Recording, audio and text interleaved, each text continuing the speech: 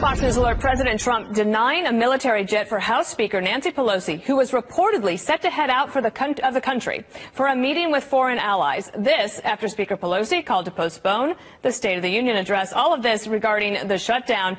We are working on bringing up a picture for you of a Air Force bus that is idling outside of the Rayburn office building, House office building.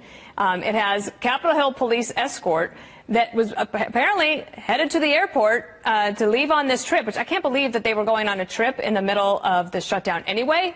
So the president might have saved them some embarrassment. But now they're also embarrassed because they're probably going to have to get off that bus, and they're not going on their trip, at least not by a military aircraft. Let's bring in Brett Baer, anchor of Special Report.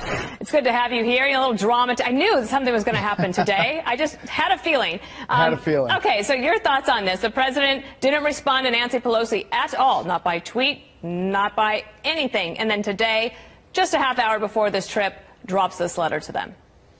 Well, it's quite a move, isn't it? And it is quite a response. It will get a lot of attention. And for those lawmakers sitting on that bus that's idling on Capitol Hill, just a block away from where I'm sitting, they have no clue what is exactly going on. But that plane is not taking off because, you know, while the money has been appropriated for the Defense Department and it could be paid for, obviously, this is the Commander-in-Chief and the 89th Flight Wing responds to the Commander-in-Chief. So the military is not flying if the Commander-in-Chief says, don't go. Don't go. Let me ask you this. What were the members of Congress thinking going on a CODEL, the Congressional Delegation trip? That's the code word for it, CODEL. Why were they going to go overseas to Belgium, Egypt? I understand why you're going to Afghanistan. But in the middle of a shutdown, that seems foolhardy to me. It does seem like bad timing. You know how these things go, though. They get set up months in advance. They line up all of the dignitaries that they're going to meet with on the ground, and it's just a matter of scheduling. This one happened to be scheduled in the middle of the longest shutdown that probably a lot of people thought would be wrapped up by now. It hasn't been. On the defensive congressional delegations, they do learn a lot from being overseas. Yes. And you know all that, and especially when it comes to Afghanistan, to be able to have firsthand knowledge from the military people on the ground. But you're right, it doesn't give the right impression during a shutdown. Especially the Speaker of the House, who she's newly the Speaker. She's in this position of power. She is in the position to negotiate with the President if they're willing to do so. So as we wait to see if we can get this picture up of this bus that's idling out there, we'll have to see if it like skirts away sort of quietly. What else are you hearing about the possibility of any discussion? You know, the President today in his speech at the Defense Department said there are a lot of Democrats who want Nancy Pelosi to allow them to negotiate, but she's in their way. Is that something you're hearing? Yeah, I have heard that from several people, especially on the Senate side, that there are a number of conversations ongoing. You know, I had the House Majority Leader Steny Hoyer on Special Report last night. He suggested that a compromise is possible. He also, by the way, suggested that walls work in some places on the border.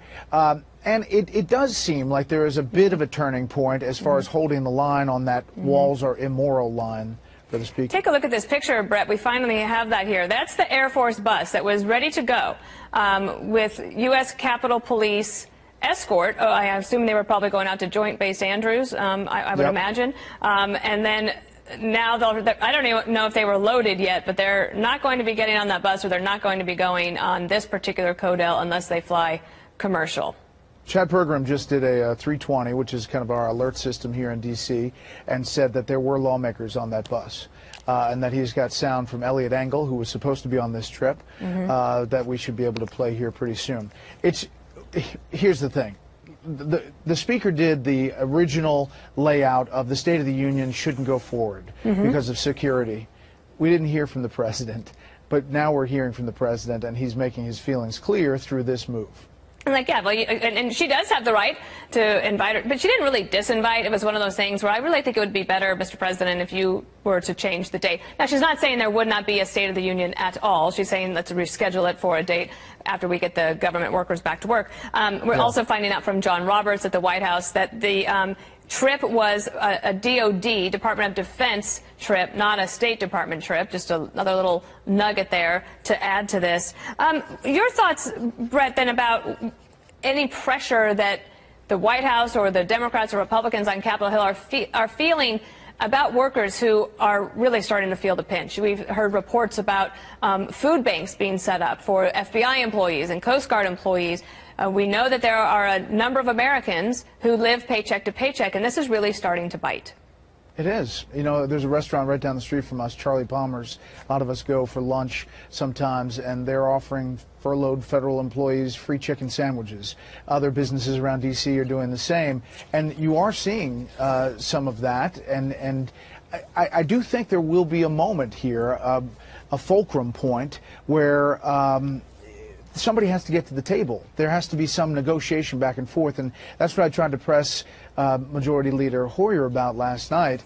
He suggested that it was coming, but so far we haven't seen it, and I think you're going to see this pressure. The next pay period is Tuesday at midnight, and so they're hoping to get something through before then. And it's interesting to point on that Nancy Pelosi and the rest of this CODEL would not have been in the country when this next pay period is missed, if they were going to go on this trip that the president has now canceled just a half hour before they were supposed to leave.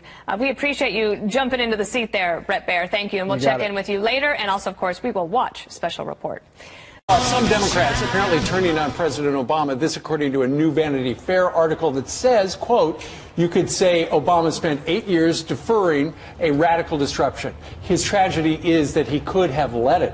More and more voices seem to be saying Obama was a bad president. Here now to react, social media stars and Fox Nation host Diamond and Silk. The audience loves you. Good morning, ladies. Good morning. What do you think of this article? Do you agree with it?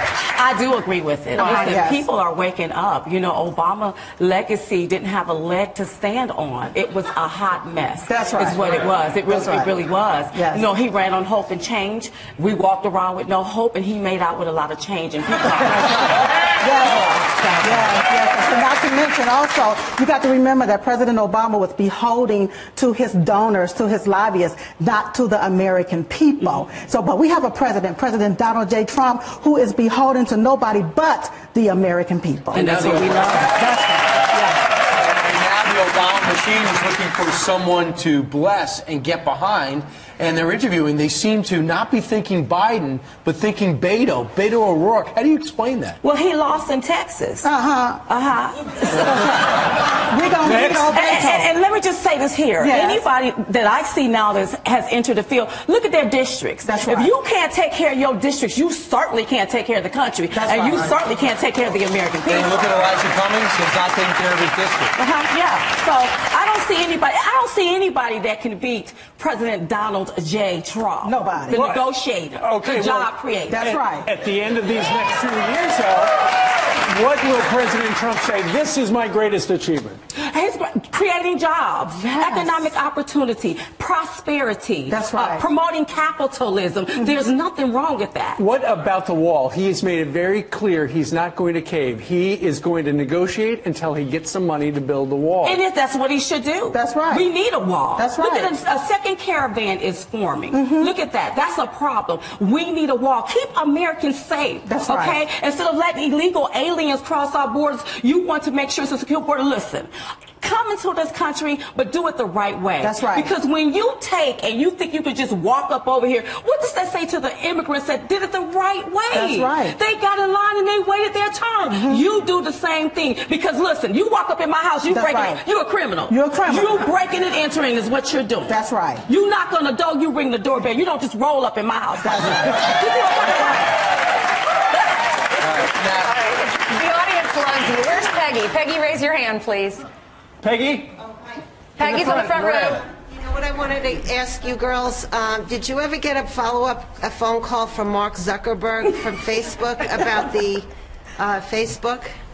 We never got a phone call directly from Mark Zuckerberg, but somebody from Facebook reached out finally to us, and we still have an ongoing conversation because we put a video up about 2 weeks ago, and we woke up the next morning and it was taken down.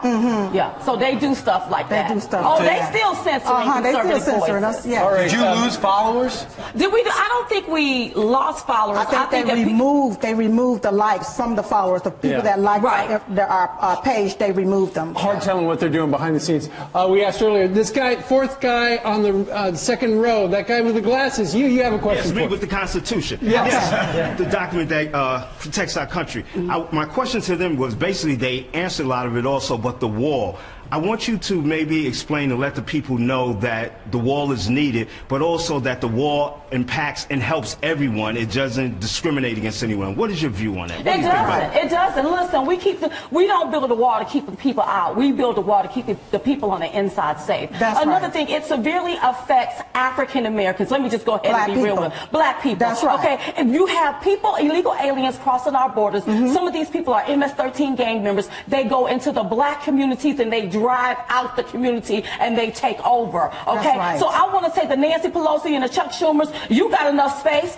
Steve Harvey's the ones that's pushing. Oh, we don't need a wall. You got enough space. If you want them, you fly down there, you get them, and you put them in your territory. Put them in your hood, but don't put them in our hood. That's right. That's right. And not to mention the main people, they have a wall. The ones that's talking about against the wall, they have a wall. And if they don't like that, I don't know what else to tell them. Listen, when you come into this country, do it the right way. Get in line and wait your turn. Thank you very much. Guy with the Constitution. All right, Cherie, where's Cherie? Back row? Right over there. What's your question? Hi, Diamond and Silk. Good morning. Good morning. My question is, with the recent nomination of William Barr, should he become confirmed, do you have any advice for him as he would be tasked to roll out the First Step Act? Well, you know what? I like him, y'all. Absolutely do. I do, because the one thing that I like that he said, one law can't just apply to one person and not go across the board. That's right. If this is the law, nobody gets special treatments when it comes to the law. The minute he said that, he had my attention. That's right. I hope they do confirm him. Yes. We need an attorney general that is going to work for the American people, because listen, with everything that's going on, Americans are afraid. You mean the FBI can just come up in your house? In my house. And just raid your house without probable cause? Doing all of this shaky stuff. I see prosecutorial misconduct, overcriminalization. I like them. And I also see collusion. Yes. Some stuff that I see I don't like, and if that happened to people at the top. That's right. Look at us as average Americans. What could happen to us? Right. So I want somebody that's going to go in there and that's going to follow along. Yeah, I think he was good, and as long as he brings his grandson with him, I think he should get the job as Attorney General. Yes. Ladies and gentlemen, Diamond and Silk.